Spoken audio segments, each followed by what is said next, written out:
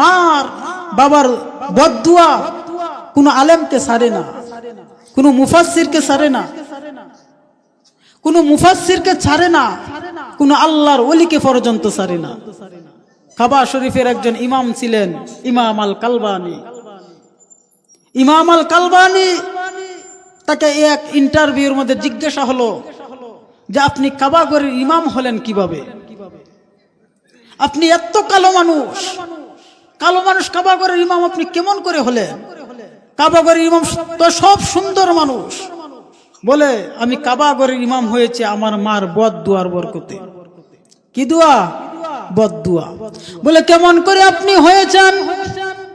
বলে আমি ছোটবেলা অনেক দুষ্ট ছিলাম, এলাকার সব ছেলেদেরকে আমি শুধু দুষ্টমি করে হারায় লাইতাম, আর কারি বিচার আর বিচার। আমার মা আমার কত বিচার করবে, এলাকার এই মেয়ে আসে এই আয়শা আমার মার কাছে বিচার দেয়, এলাকার ওই যুবক আয়শা আমার মার কাছে বিচার দেয়, খালি বিচার আর বিচার। তখন আমার মা বলে আল্লাহ আমার গর্তে তুমি এমন একটি দুষ্ট সন্তান দিয়েছ যার বিচার সারাদিন কালে আমার কাছে আসতেই থাকে। মালিক রে তোমার কাছে আমি বদদুয়া দিলাম, তুমি আমার এই সন্তানকে তুমি কাবা ঘরের ইমাম বানিয়ে দিও। তো কিরকম দোয়াটা করছে? আমার গর্তে তুমি এমন একটা সন্তান দিয়েছ শুধু সারাদিন বিচার আর বিচার, তুমি আমার এই সন্তানকে তুমি কাবা ঘরের ইমাম বানিয়ে দিও। আর আমরা হলে কি করতাম? তোর উপরে টাটা ফরক, তুই মইরে যা, তুই এই কর সেই কর, আরে কোনো অভাব নাই, বদ্দার কি নাই, কোনো অভাব নাই।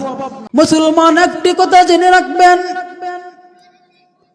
আপনি যদি আপনার মা বাবাকে যদি কষ্ট দেন আর আপনার মা বাবা যদি আল্লাহ তাআলার কাছে একবার যদি দোয়া করে ফেলে সঙ্গে সঙ্গে কবুল।